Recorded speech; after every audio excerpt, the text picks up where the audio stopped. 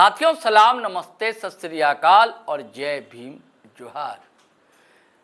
क्या साथियों अब वो समय आ पहुंचा जिसके लिए किसी शायर ने बहुत पहले कहा था, इधर चिलमन से तुम झाँको उधर चिलमन से हम झाँकें, लगा दो आग चिलमन में, ना हम झाँके ना तुम झाँको। या ये कह सकते हैं, या ना तुम झाँको ना हम झाँके। दरअसल ये शेर जो है दोस्तों, इन दिनों भाजपा और संघ परिवार के बीच जो रिश्ते चल रहे हैं, कभी खटास है, कभी मिठास है, कभी नज़दीकियां हैं, कभी दूरियां हैं, कभी दरार है, कभी इकरार है, तो कभी इनकार है, इनके बीच की कहानी। और इस बीच एक बड़ा विस्फोट एक बड़े नेता ने कर दिया। उस नेता ने कह दिया कि मैं रिटायरमेंट लेने जा रहा हूं। ऐसी क्या नौबत आ गई कि संन्यास लेना की बात वो छेड़ रहे हैं बड़े लीडर।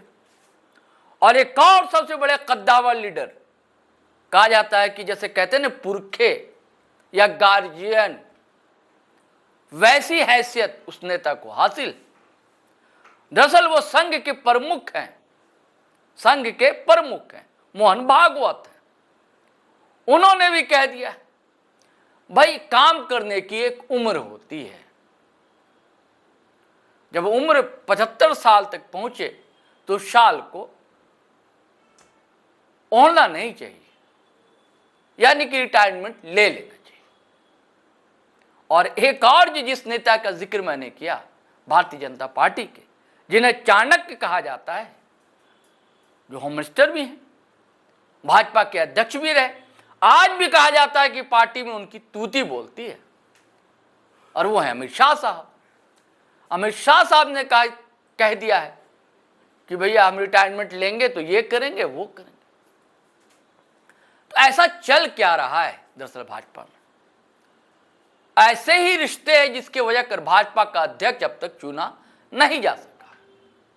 और इस बीच संन्यास लेने के बाद, रिटायरमेंट लेने के बाद, मुझे याद आते हैं बलराज मधोक, संघ के पहले अध्यक्ष, जनसंघ था पहले कभी, और उनके शिष्यों में हुआ करते थे लाल कृष्ण आडवाणी। लाल कृष्ण आडवाणी धीरे धीरे आगे बढ़ते गए और लाल कृष्ण आडवाणी ने ही बलराज मधोक को किनारे कर दिया। और एक समय ऐसी नौबत आई कि बलराज मधोक अलग हो गए, उन्होंने अलग एक पार्टी बनाई, भारतीय जनसंघ। अब बड़ा गुमनामी की जिंदगी गुजारी।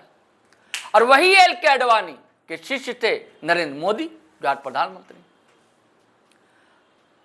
और जब राजधर्म जमाने की बात अटल बिहारी वाजपेयी ने कही थी बहुत पहले, जब मुख्यमंत्री थे गुजरात के, नरसंहार एक हुआ था बड़ा वहां पर, कि राजधर्म आप नहीं निभा रहे हैं, तब यह आशंका थी कि अब मोदी जी मुख्यमंत्री नहीं रहेंगे।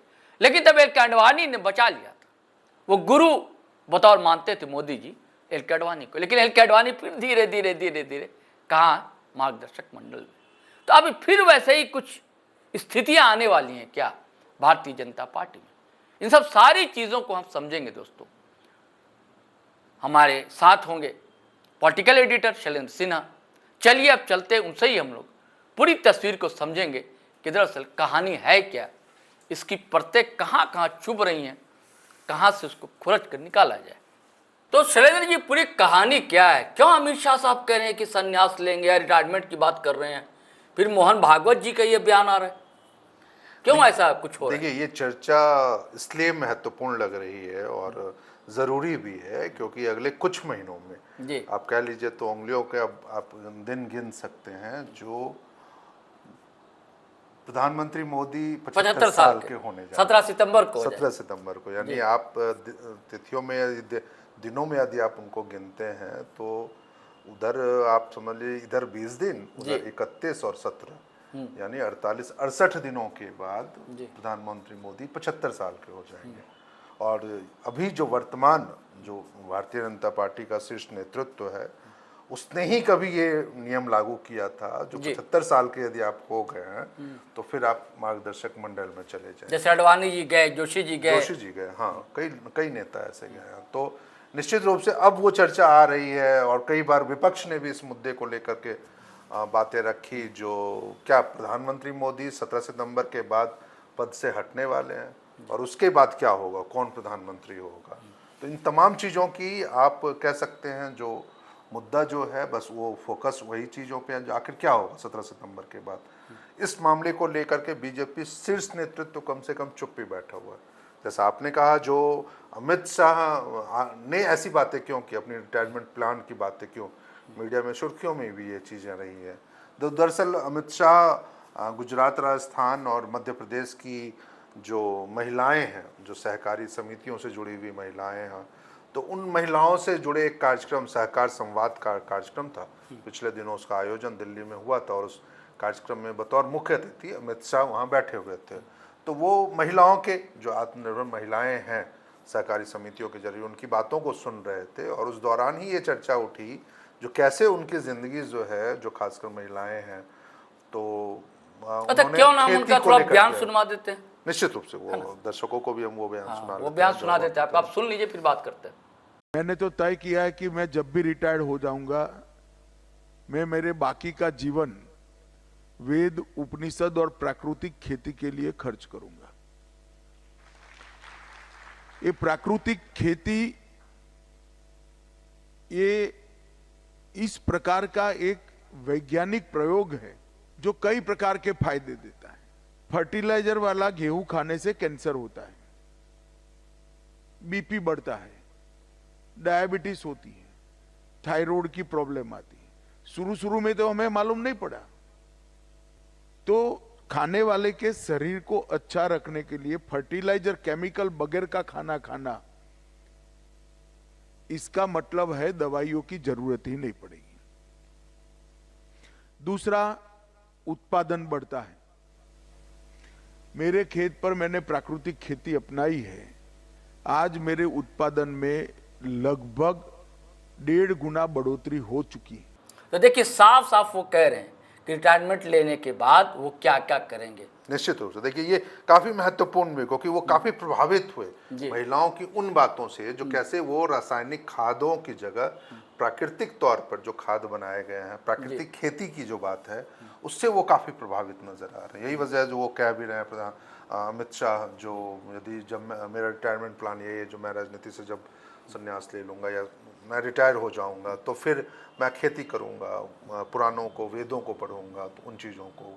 लेकिन सवाल इसका है, देखिए कि मोदी जी और अमित शाह पूरक है एक दूसरे के। निश्चित। गुजरात को देख लीजिए या देश की बात देख लीजिए, चाहे गुजरात की बागडोर संभाल रहे थे मोदी जी, चाहे अब देश की बागडोर संभाल रहे हैं। 30 साल से सत्ता के शिखर पर है, कह लीजिए। बिल्कुल। और वहां से लेकर यहां तक, अहमदाबाद से लेकर दिल्ली तक प्रमुख भूमिका रही है अमित शाह साहब। यहां तक भी लोग कहते हैं कि मोदी जी को मोदी बनाने में अमित शाह साहब की बड़ी भूमिका, निश्चित रूप। और अमित शाह साहब को उत्तराधिकारी माना जाता है। और दूसरी जानिब जो है, संघ चाहता है कि योगी जी भी उत्तराधिकारी हों। तो क्या ये आपसी टसल है क्या? नहीं, बिल्कुल आप ठीक कह रहे हैं। और इशारा जो आपका है, जो संघ और भाजपा के रिश्ते जो हैं, वो पिछले कुछ महीनों से कह लीजिए, चाहे आप 1 साल से कह लीजिए, जो वो कुछ ठीक नहीं चल रहे जी। क्योंकि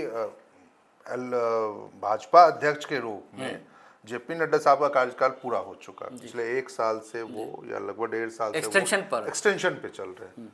और संघ चाह रहा है जो उनकी पसंद का व्यक्ति भाजपा का अगला अध्यक्ष बने। और बहुत सारे हमारे दर्शक शायद जानते होंगे, जो संघ की पसंद जो है वो संजय जोशी हैं, जो कभी एक ज़माने में मोदी और शाह के भी बहुत करीबी हुआ करते थे और बीजेपी महासचिव के रूप में भी उन्होंने अपनी लंबी समय तक सेवाएं दी थी। तो संघ चाह रहा है जो संजय जोशी बने। हालांकि बीजेपी का जो अभी वर्तमान नेतृत्व है, शीर्ष नेतृत्व, वो नहीं चाह रहा। तो निश्चित रूप से एक ये तकरार है इस मामले को लेकर के।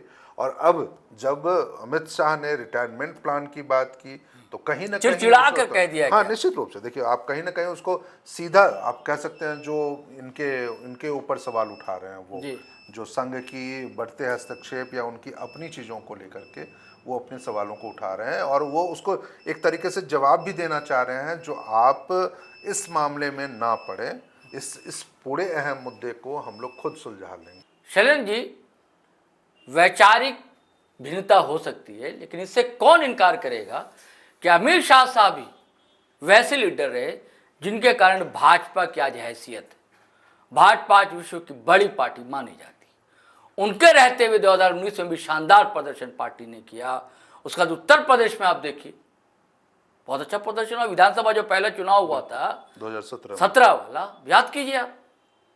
और तब तो भाजपा में योगी जी थे भी नहीं, भाजपा में बतौर सांसद वो हुआ करते थे। हाँ, लेकिन उनकी कि बतौर मुख्यमंत्री उनका कोई प्रचार प्रसार नहीं, वैसा कोई उनकी वो नहीं चुनाव था। प्रसार में भी कोई वो ना चुनाव परिणाम में उनकी वैसी भूमिका भूमिका थी। थोड़ी बहुत हो सकती है गोरखपुर के अंचल में रही होगी, बिल्कुल वो बड़ी भूमिका थी। बतौर सांसद के रूप में उनकी जब भी तो चाणक्य कहा जाता अमित शाह साहब। नहीं, देखिए एक और इनके साथ ऐसा होना और इनको अचानक ऐसा बयान दे देना, तो क्या मोदी जी रिटायरमेंट नहीं लेंगे, अमित शाह साहब ले लेंगे क्या कहानी समझ में आती है? नहीं, देखिए अमित शाह साहब के तो अभी रिटायरमेंट की बात सोची भी नहीं जा सकते, क्योंकि अभी सिर्फ लेकिन उन्होंने ऐसा जो कहा अचानक, सिर्फ देखिए वो खुद कहते हैं ना कि क्रोनोलॉजी समझाते हैं अमित शाह साहब, टाइमिंग की बात करते हैं, तो ये इसकी क्रोनोलॉजी समझाइए कुछ, क्यों ऐसा? नहीं, देखिए एक तो सबसे पहले बात जो अमित शाह यदि रिटायरमेंट की बात कह भी रहे हैं, प्लान की बात भी कह रहे हैं, तो फिलहाल कोई रिटायरमेंट लेने नहीं जा रहे हैं, क्योंकि उनकी उम्र सिर्फ अभी 61 साल है और 61 साल पूरे भी नहीं हुए। अभी अक्टूबर महीने में वो 61 साल पूरा उनका होगा, यानी 75 का हिसाब जो किताब यदि भारतीय जनता पार्टी के नज़रिए से आप देखें तो अभी कम से कम उसमें 14 साल हैं बचे हुए। तो अमित शाह साहब रिटायरमेंट लेने नहीं जा रहे हैं अभी, बिल्कुल। हाँ, लेकिन ये ज़रूर है जो कम से कम नरेंद्र मोदी साहब की या प्रधानमंत्री साहब की जो 75 साल की उम्र उनके पूरे हो रहे हैं, और इस मामले को लेकर जो राजनीति चल रही, चाहे विपक्ष और विपक्ष और संघ की ओर से और इस तरह के बयानबाजी, उससे वो ज़रूर मुझे लगता है जो कुछ ना कुछ तब आहत होंगे। देखिए जो बातें, देखिए मुझे बार बार वही बात लगती है कि दिल्ली कौन संभालेगा, अमित शाह साहब संभालेंगे कि योगी जी संभालेंगे? आपको वो बयान याद होगा ना, गोड्डा सांसद ने जो कहा था कि योगी जी के लिए अभी दिल्ली दूर है। तो ये सब वही इसी को कह रहे क्रोनोलॉजी समझना, उनका ऐसा बयान आना, कुछ तो अंदर खटपट खलबली है भाजपा के अंदर, संघ के अंदर। नहीं, संघ के अंदर ना भी हो, लेकिन कम से कम भाजपा के अंदर तो है। हाँ, भाजपा में भी बहुत सारे नेता ऐसे हैं। अब नेता कौन होगा, अध्यक्ष कौन होगा? क्योंकि अब कहीं ना कहीं एक तो सबसे पहली बात है जो आपके अभी बिहार विधानसभा चुनाव है, उसके बाद अगले आप कह सकते हैं जो पश्चिम बंगाल के चुनाव हैं अगले साल, तो निश्चित रूप से भाजपा के अंदर ये बेचैनी तो है। जो 75 साल का जो बैरियर वाला एक जो पार्ट चल रहा है या मुद्दा जो चल रहा है, तो वो 17 सितंबर के बाद ही क्लियर हो पाएगा जो प्रधानमंत्री के रूप में मोदी रहेंगे कि नहीं रहेंगे। हालांकि देखिए पहले भी कई ऐसे मौके रहे हैं, तो अमित शाह साहब का ये बयान रहा है जो नहीं पूरे 5 साल अगले प्रधानमंत्री ही मोदी ही संभालेंगे, 2029 में भी चुनाव उनके नेतृत्व में ही लड़ा जाएगा, क्योंकि कई मौक़ों पे वो ये चीज़ कह सकते हैं जो प्राइम मिनिस्टर पद के लिए कोई वैकेंसी अभी बीजेपी में तो नहीं है, तो इसलिए इस मुद्दों की चर्चा कोई अहम है ही नहीं। लेकिन बावजूद इसके मीडिया में गाए बगाए इस तरह की बातें उठती रही हैं। मोहन भागवत का ऐसा कहना, अब लेकिन हाँ, अब इशारों में बात करते हैं मोहन भागवत का जो बयान आ गया, क्योंकि 2 दिन पहले गृह मंत्री अमित शाह का बयान आता और अब मतलब उनका मोहन भागवत का ये बयान आ गया, तो निश्चित रूप से ये संकेत तो है जो इतनी आसानी से ये मामला सुलझने वाला नहीं है। और कहीं ना कहीं आपने उनके बयान को आप सीधे तौर पर आप कह सकते हैं जो प्रधानमंत्री के उम्र से तो जरूर जोड़ के देख सकते हैं, या फिर नेतृत्व को लेकर के आप जरूर उसको जोड़ के देख सकते हैं, क्योंकि कई अलग अलग चीज़ों पे ये कहा गया और उन्होंने बातें भी कही है। उन्होंने मोरोपंत पिंगले साहब की बातें कही हैं, जिसको हमने मतलब कि हम इस तरह से देख सकते हैं जो मोरोपंत पिंगले की जो मतलब कि एक उनकी जो छवि है या कद है, हाँ उनके वो कार्यक्रम में था उनके, लेकिन जो उनका कद है, राम जन्मभूमि आंदोलन के वो प्रेरक माने जाते हैं, और सब लोग इवन जो अशोक सिंघल थे जिनके नेतृत्व में या जिनके समय में ये आंदोलन चला था और एक मुकाम पाया था, तो उस समय उनकी एक बड़ी भूमिका थी मोरोपंत पिंगले की। तो उनकी ही एक लाइन को वो उद्धृत करते हैं जो किस तरीके से जब आप 74 साल पूरे हो जाते हैं, 75 साल में प्रवेश कर जाते हैं, तो फिर आपको मतलब कि अपना रास्ता बना लेना चाहिए। साथियों, ये तो तय है किसी को तो रिटायरमेंट लेनी ही होगी, संन्यास तो लेना होगा, क्योंकि ये परंपरा दरअसल भारतीय जनता पार्टी में ही शुरू हुई अब मोहन भागवत लेते हैं, मोदी जी लेते हैं या अमित शाह साहब लेते हैं, यह देखने की बात होगी। लेकिन यह तो तय है कि भारतीय जनता पार्टी और संघ के अंदर बहुत कुछ ठीक ठाक नहीं चल रहा। चलिए साथियों, अब आज्ञा इजाजत दीजिए। इसकी नई कहानी नए वीडियो में जरूर आएगी। तब तक के लिए आपसे गुजारिश है कि आपने अगर हमारा चैनल सब्सक्राइब नहीं किया तो जरूर कर लें, और सब्सक्राइब कर लिया है तो ज्वाइन बटन दबाना हरगिज ना भूलें, और वीडियो धड़ाधड़ फटाफट खटाखट शेयर करें, लाइक करें, कमेंट करें। आज्ञा दें, इजाजत दें। जय हिंद, जय भारत।